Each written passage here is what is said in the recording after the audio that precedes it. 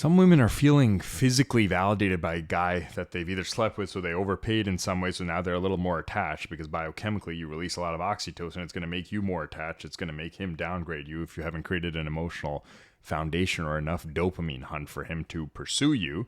And they're like, oh, but he I just miss his touch. And then he says something like, babe, oh, you're so hot. I'm thinking of you. Some BS sensory compliment.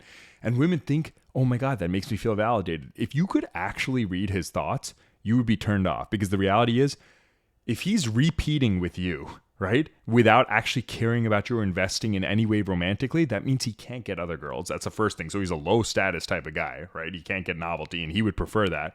The other thing is, if you read his thoughts, he would replace you with a million other women he found beautiful if he could. He can't. So he's coming back to you. Now, if he's increasing his investment in you, great, right? The worst version is if he sleeps with you, he wants to sleep with you again, and then he increases his emotional investment after that. Then he's like, oh, I got to keep this snatching around. Oh my God. He's a starved dog. That's disgusting. Then you're really getting the scraps.